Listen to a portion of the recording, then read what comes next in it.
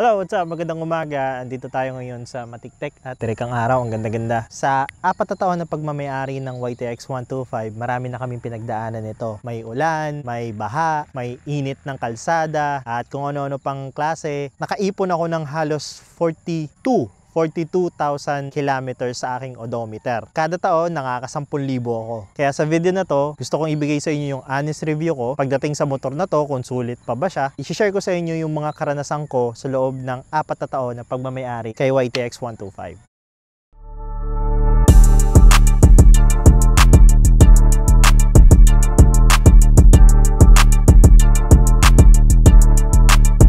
Sa video na to, marami tayong pag-uusapan. Una, yung performance niya sa loob ng 4 na taon. Pangalawa, yung maintenance at reliability. And pangatlo, upgrade or mga customizations na dinagdag ko kay YTX. Pang-apat, final verdict ko kung worth it pa ba. Sabihin ko doon sa inyo yung pros and cons. And lastly, ikalima, ano yung may i-advise ko sa mga gustong bumili kay YTX 125. O nga pala, sa mga hindi pa nakakakilala sa akin, sa mga bago pa lang sa channel, ako po ang inyong budget biyahero. Sinishare ko dito yung mga vlog journey ko gamit ang motor na to na si YTX. At syempre, gumagawa din ako ng videos patungkol sa motor na to. Mga maintenance, tips, at kung ano-ano pang mga bagay na patungkol sa motor na to. So ayun, bago tayo magsimula, konting backstory lang kung bakit ito yung pinili ko nung una. Si YTX ay ang aking kauna-unahang motor. Hindi talaga ako mahilig magmotor noon. Takot ako sa motor simula ng bata. Mismong 4 years ago, doon lang ako nagkamotor. Pero dati, hindi talaga ako mahilig sa motor, at ang channel na to, Budget Biyahero, ay tungkol sa commute. Ang main reason kung bakit gusto ko magkumotor kasi meron ako nililigawan sa Zambales at medyo mahal kapag nagka-carpool ako nung panahon ng pandemic. Kaya naman, mas pinili ko na bumili na lang ng motor para makatipid. Binili ko siya dahil sa pag-ibig.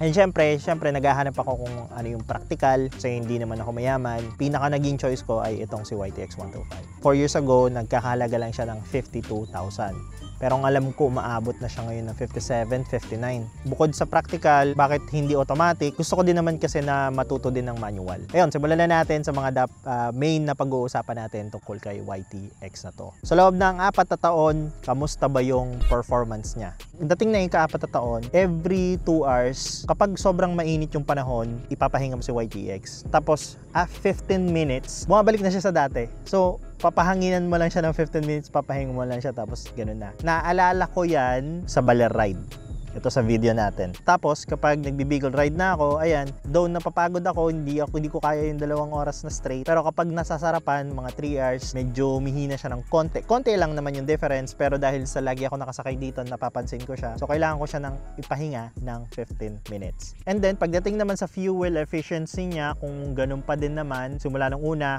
halos same pa din. Hindi ko naman wala naman ako nakitang difference niya pagdating sa fuel efficiency. 50 plus kilometer pa rin siya per liter. Pagdating naman sa clutch and transmission niya, yung clutch, after 4 years, saka lang ko siya naubos. So, nasa 40,000 odo. Nagpalit na ako ng clutch and first time nabuksan yung mismong engine casing. Nito lang, itong video natin last time, yung Botolan ride ko, after nyan, doon ko napansin na parang ubos na yung clutch lining talaga. So, yun. Naubos siya yung clutch lining, and then pagdating naman sa transmission, halos walang pagbabago. 4 years na walang pagbabago, same pa din yung transmission responses niya. Pagdating naman sa suspensions niya, kung napapansin nyo, ito ay stock pa din. Then ito, actually stock pa yan. Stock pa din yan. Hanggang dun sa kabila. Yung shock niya, matagtag. Kapag may karga ka na, wala ka ng problema. Mas maganda kung mabigat yung motor. Ganun pa rin yung performance niya. Solid pa din. Nakailang beses na ako na nalubakan. Sorry po, Gob. Na malalalim. Ganun, akala ko masisira na or mapipingkog yung rim. Maapektuhan yung fork ko. Pero hanggang ngayon, okay na okay pa naman. Thanks to God, 4 years, sobrang tibay niya. Pagdating sa upuan, solid pa din. Lalo na pag may OBR ka, solid pa din. Pagdating sa comfort, walang problema. And then syempre yung footrest, though yung footrest niya after 4 years, yan, kung napapansin nyo, medyo kinakalawang na. Hindi naman sa kinakalawang, merong konting kalawang kasi minsan hindi ko siya talaga nalilinisan. Ayan, kung napapansin nyo, ito may kalawang ng konti. Pero sa kapabayaan ko din talaga kasi minsan sobrang busy, trabaho, edit, hindi ko siya masyadong nalilinisan pagdating sa car wash. Yun lang naman yung kalawang niya. Ito, tapos ito, ayan, kita nyo. And the rest wala na. Ito merong konti. Dati wala yan. Pagdating naman sa fork, wala naman.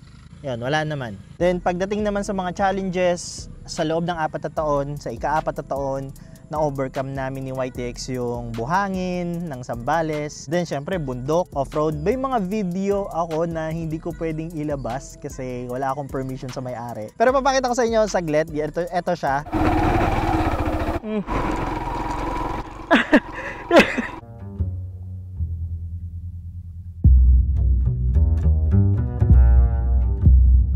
Ayan, nakalusot na siya dun.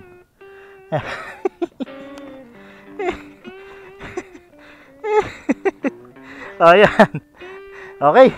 Nakaya namin yun ni YTX. Then syempre long ride, Bicol ride. Yung engine performance niya hanggang ngayon, kapag nag Bicol ride ako, halos same pa din. And then syempre doon tayo sa pangalawang part, pumasok naman tayo sa maintenance and reliability nitong motor na to. So ang aking oil filter, ito yung pinaka oil filter niya, kita pa ba? Nagpapalit ako every other change oil. Kada palit ko is nasa 1K or 2K. Nandun lang sa range na yun. Hindi na ako sumusobra sa 2K. Hindi ko siya pinapabayaan. Minsan, madalas 1K. And gumagamit ako ng pang daily na 20-40. Pero kapag alam ko na may time na sobrang haba ng biyahe, katulad ng Bicol ride, Zambales ride, mga ganyan, tas balikan pa, nagpapalit ako ng Yamalub P kasi matinin siya sa engine. Masarap siya sa long ride. 1 liter lagi.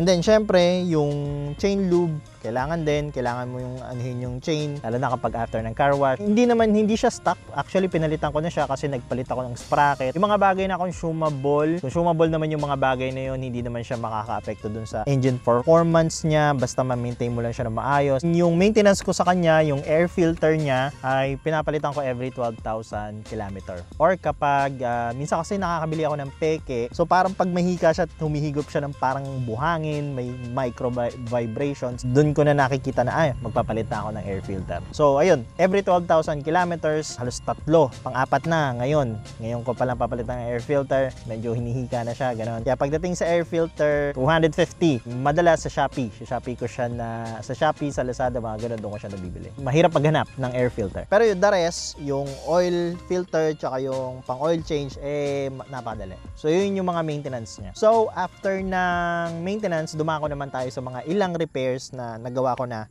after 4 years. So itong pang ika-4 na taon, ang unang-unang na-repair ko dito, nasira, tas ginawa ko ay yung throttle tube niya. Kung napapansin nyo, ayan, kung kita pa, kulay puti na siya kasi dati black yan. Compare dito kasi black yan eh. Bago na siyang throttle tube. So nagkakahalaga siya na 50 pesos. Mura lang naman. So yun na yung na-repair ko sa kanya. Speedometer cable. Yung speedometer cable niya, ito, hindi na gumagana tong stick na to. Madali lang naman siya palitan. Ito, yan yung iaano mo. Isa yon sa mga nasira nitong ika-4 na taon. Kung gusto nyo tignan yung video, nandito yung video sa link. Murang-mura lang naman yung speedometer cable, nasa 70 pesos. And then, syempre, yung clutch cable. Ito. Yung clutch cable natin, pinalitan na natin. Bago yan, ito. Takasago yung napakamura lang din, 70 pesos. Yan, bago yan. Ako na nag-install niyan, 70 pesos. Hindi ko na pinamekaniko, murang-mura lang. Yun nga, sabi ko sa inyo, yung pinag-usapan natin sa engine performance niya, yung clutch lining niya this year, tsaka siya naubos. So, ang pinalit ko sa kanya, ang nirecommend sa akin ng mekaniko ko is kaparehas siya ng Barako 175, nasa 250. Then, may extra ka pang dalawa. Nasa bahay, so yun sa mga repair. Mga pala, tips ko sa inyo, malalaman yung sunog na yung clutch lining nyo, or ubos na, pudpud na kapag amoy nyo yung engine oil nyo, tapos kapag amoy sunog, tapos iba na yung kulay, madaling mag-iba yung kulay nung engine oil, yun na yun, sunog na yung clutch lining nyo, pudpud na. Then, syempre, yung ball bearing nito, ball bearing nito, parang tumatalbog-talbog siya nung nakaraan, hindi ko maipaliwanag, parang lumalaban-laban, pero ngayon, grabe, sobrang smooth na niya. Ayan, yung ball bearing nasa 250 lang din. Nasira din siya kasabay nung clutch lining, sinabay ko na siya sa clutch lining kasi nung last time sa Botolan ride natin, lumalaban na siya. So yun, sinabay ko na din siya doon. Ngayon, sobrang ayos na niya, napaka-smooth. Nalito pa nga ako nung una kasi sobrang smooth. Nasanay ako na matigas, na parang kumbaga parang pag ginanyan mo, hindi siya gaganyan. Ngayon, tingnan niyo. Pag pinabayaan ko, umalo na eh. And then lastly, ito yung nakakainis, yung kanyang headlight. Pansinin nyo, kulay blue siya, hindi siya yung ganon. Bulb pa din siya actually, hindi pa siya LED. Pero hanggang ngayon, hinahanapan ko pa siya ng kapalit na H4 na mas malakas. Hanggang ngayon nire-repair ko pa siya. Under repair pa kasi naghanap pa ako ng kapalit niya na HS4 socket na LED light na mas focus. So ito madalas napupundi, nakailang pundi nito, 2. Tapos yung isa kakasalpak pa lang, pinagbayad na agad ako ng mekaniko dahil biglang umusok. So ayun, ito yung nakakainis sa i-repair sa kanya, itong headlight bulb mismo. So yung mga sinabi ko na yun na yung mga repair ko this 4 years. So after ng repair, pag-usapan naman natin ngayon yung issue niya na na-encounter ko sa loob ng 4 na taon. Yun nga, sabi ko sa inyo, ang issue niya is yung headlight. Sobrang hina talaga ng headlight niya. Simula day 1 niya. O syempre nung una hindi ko napapansin kasi unang motor hindi ko naman kilala eh. Pero nung nakakaranas na ako ng madidilim na kalsada, and then parang napapansin ko na parang nakukulangan ako dun sa ilaw. Sobrang delikado siya kapag mabilis ka tapos may mga lubak, lalo na sa Bicol. Medyo alanganin mag-drive kapag ganun. So yung headlight niya, yung pinaka-issue ko sa kanya. Hanggang ngayon pinaka-issue ko sa kanya na sinusolusyonan ko pa din naman. Meron namang solusyon, kaya nga naglagay ako ng MDL after 1 year. Pero ito, papalitan ko din to kasi pangit pala yung bulb type. Kailangan yung projector type na kapag bumuga magnified or focus yung ilaw niya. Kasi pag itong LED type na walang focus, kalat, sabog. Hindi ganun kaganda yung visibility sa kalsada. Tapos yung isa pa sa mga issue nito, sa loob ng 4 na taon, ganun pa din. Versus automatic, hindi ka pwedeng makipagsabayan sa kanila, lalo na sa mga mahabang kalsada. Talagang pan-chill ride lang si YTX. Pero pagdating naman sa akyatan, wala akong reklamo dito. Solid na solid to. Yung mga automatic, kaya mong unahan. And then, sa loob ng 4 na taon, ayun, may issue pa din to pagdating sa preno. Eto, pagdating sa preno, medyo mahina talaga siya. Hanggang ngayon, pansin ko pa din, yung iba, inaano nila sa disc brake, kino-convert nila sa disc brake. Dahil sa sanay naman ako, hindi ko na siya problema kasi disiplina na lang talaga yung usapan dito. Huwag kang magmabilis kapag si YTX yung motor mo kasi kailangan mong maging chill lang kasi medyo talaga yung drum brake. Hindi siya compare sa disc brake. Medyo kailangan mo ng konting allowance. Then nagkaka-issue siya dun sa tatawag na brake arm. Last time na discover natin, pina-repair natin siya sa last video natin, Syempre yung pinakadelikado sa lahat pagdating sa motor na to, yung pinaka-issue niya is ito din. Ito mismo, tong gulong, pati yung sa harap. So, yung video namin last time dito sa link na to, munti ka na kami ma-aksidente ni OBR. Biglang pumutok yung gulong. Compare sa naka-tubeless na kapag may nag-puncture sa kanya, iimpis siya ng onti-onti. Ang nangyayari ngayon, yung tube type, biglang bawas talaga. Tapos gumewang-gewang kaming gano'n. Siguro mga ilang seconds yun, sa highway pa. Sobrang nakakatakot. Kaya naman, ngayon siya ay naka-tubeless na. Lipas ko na yun. Pero yun yung isa sa mga issue and yun yung isa sa mga reason kung bakit nag-switch ako to tubeless. Ayan. Maraming hindi nakakaalam na meron palang mga mekaniko na hindi nakakaalam na pwede pala i-tubeless to. So, yun. Yung isa sa mga issue niya, since may mga bagong user tayo dyan, mga prospect buyer ng YTX 125, tama ko na din to, natural yung pag-wild or pag namamatay yung makina niya sa manibela. Kung gusto niyo pang malaman yung tungkol doon, panoorin niyo yung video na to kasi lumabas sa akin yun after a few years. Nandito sa video na yun, dito ko pinag-usapan. Sprocket from 1445 na pang tricycle talaga, ginawa kong 1442 na mas mabilis ng konti. So max ko noon 80 kilometers per hour. Ang issue ko sa kanya, yun nga mabagal, yun ang issue niya, kailangan mo siyang pabilisin, palitan mo siya ng sprocket. Yun lang.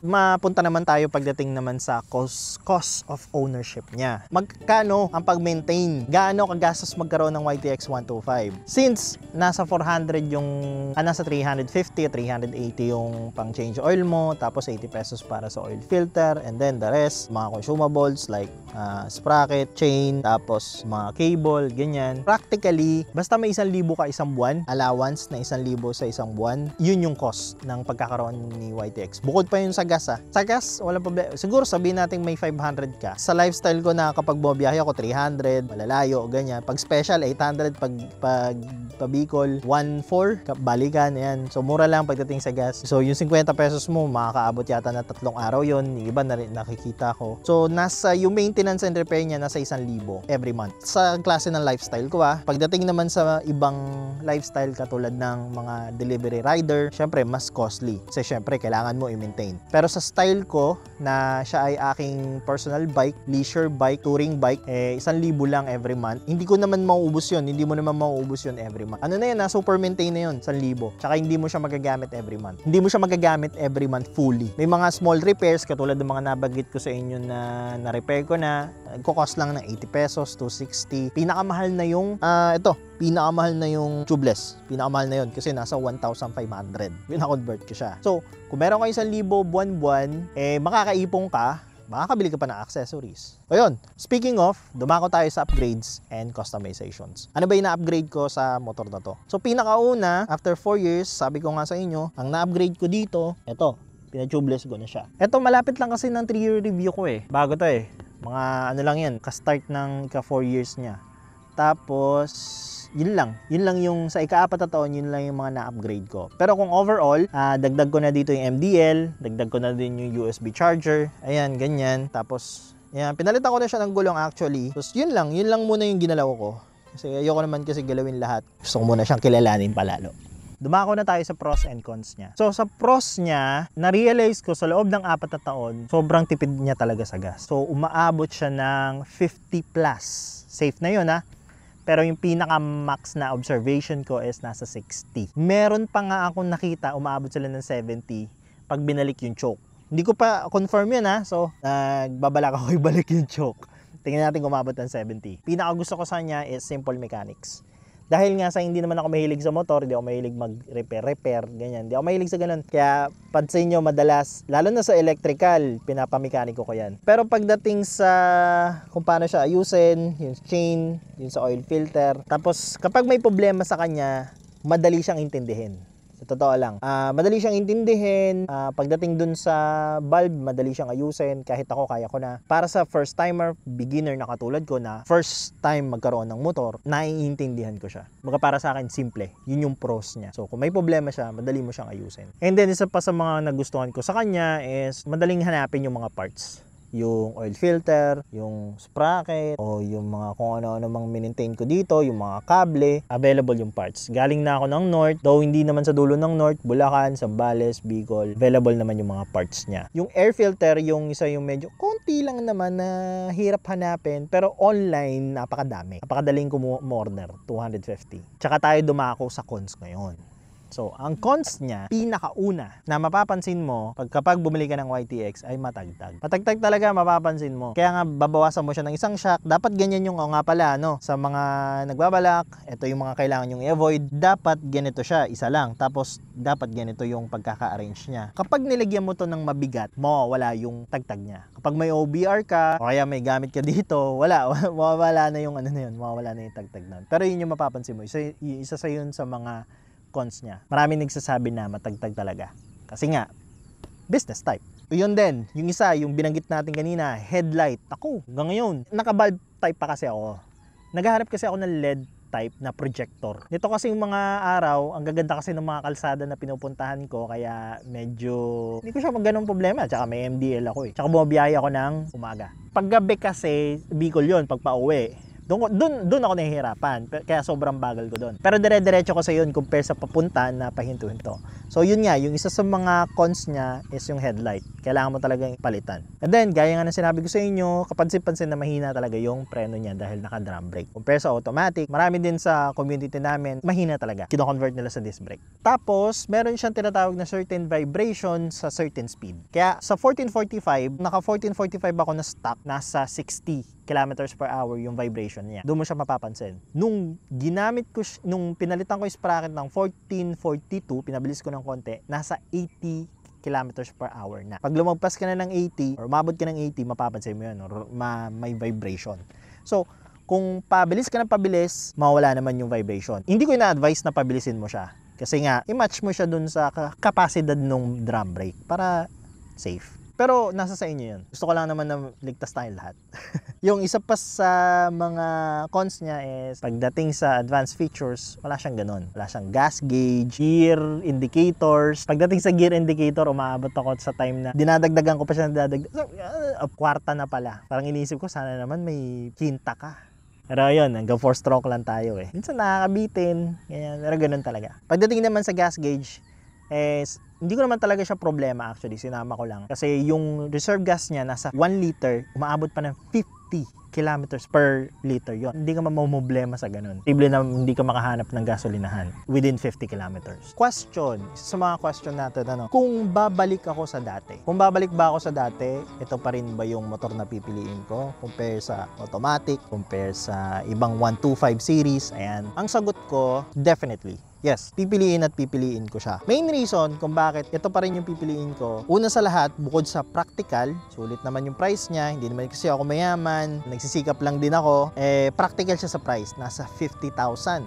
Compare sa automatic na 125, maabot ng range ng hundreds, 90, tas huhulugan mo pa, syempre mas malaki. Ito, 50,000 tapos mas malaki, lalaki nila ng konti dahil hinuhulugan mo nga. Para sa akin, ito na yung pinaka-practical na branded. Iba din kasi pag branded, syempre yung quality build, yung engineering niya, kahit ito ay may design flow katulad ng pag-wild, makakapagtiwala ka pa din sa Yamaha, mga ganon, Yamaha, Kawasaki, Honda. Pagdating sa reliability, isa yun sa mga main reason. Tapos, bukod sa madali siyang ayusin, ayan, kung ano yung mga way around doon, may mga way around naman doon sa mga cons na binanggit ko Ang pinaka main reason kung bakit ito yung pinili ko dahil sa visual artist ako, bukod sa branded, yung look niya. Doon lang naman nagkakatalo yung driver's preference. Pwede ako pumili ng TMX na 125, pwede ako pumili ng ibang 125. Siguro may mas mura na branded, pero iniisip ko kasi yung future, kapag dumating yung time na mabili ko yung favorite bike ko, yung dream bike ko, hindi na ako kailangan maghanap ng tangke na mataba. So, para na siyang big bike. So, yun, yung yung pagiging classic looking niya. Isa din yun sa main reason kung bakit. Baga parang nagsama-sama na lahat. Tapos classic looking pa, ang ganda pa tignan. Mahilig kasi ako sa vintage Yun yung pinaka main reason, visual look niya. So, driver's preference talaga. Anyway, worth it pa ba siya bilhin ngayon 2025? Tingin nyo, worth it ba siya? Kung ako tatanungin nyo, pagdating sa long ride, pagdating sa simplicity, at pagdating sa reliability, worth it pa. Business motorcycle na ginawa mong touring, talaga yan? Bakbakan talaga. So, worth it talaga. Oo. Grabe, sunog na ako.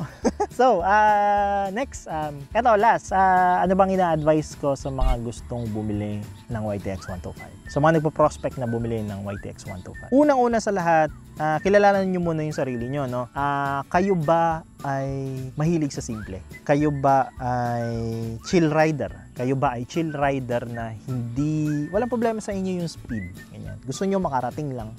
Sanay kayo na maunahan, wala kayong ganong pag yung speed medyo bitin, medyo mainis ka, ganon. Siyempre, lahat naman tayo gusto ng reliable na brand, di ba? Then, hindi kayo mahilig sa karera. From time to time, mahilig kayo sa maintenance. Ayan, kilalanin nyo kung kayo yon, kasi kung kayo yon, sige, bilhin nyo to.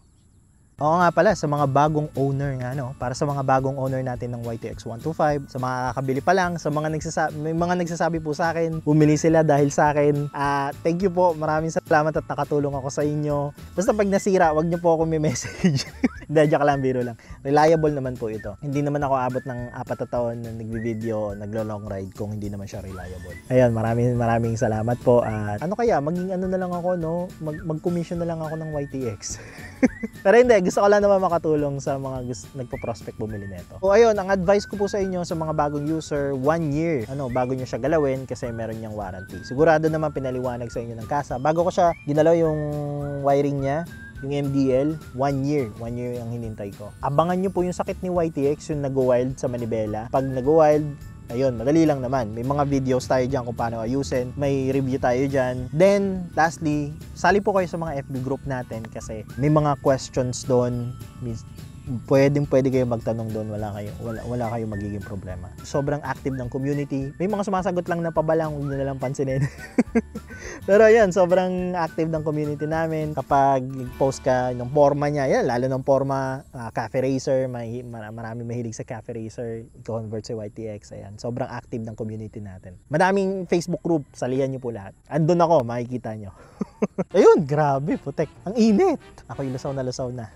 Ayun, so yun lang yung video natin, and kung meron kayong mga tanong, meron po kayong correction or gusto nyo i-share yung experience nyo sa pagkakaroon ng YTX 125, comment nyo lang po sa baba. Lalo na sa mga veterans po natin dyan, comment lang kayo kung ano yung gusto nyo sabihin sa mga gustong bumili, mga nagbabalak palang bumili. And then kung nakatulong po ako sa inyo, nakapagbigay ako ng insightful na information, wag nyo pong kalimutan i-like itong video na to. Subscribe na din po kayo para sa mga ganitong pangklase ng usapan. Meron tayong playlist dyan mga boss, ito, i-playlist tayo dyan. And then subaybayan nyo po ako sa aking journey. Sana po ingat kayo lahat dyan sa mga kapwa natin ka YTX. Ride safe. Maraming salamat po sa suporta ninyong lahat. Pasensya na po kung minsan nag-upload ako sa shorts, pero scheduled lang naman yun. Araw-araw, huwag nyo nang pansinin. Pero mostly ang schedule ko lang naman na pag-upload ay Friday, Saturday, Sunday. Doon lang sa weekend na yun. Yun yung mga main videos, pero yung shorts araw-araw na yun. So yun lang, Budget Biyahero. Peace out.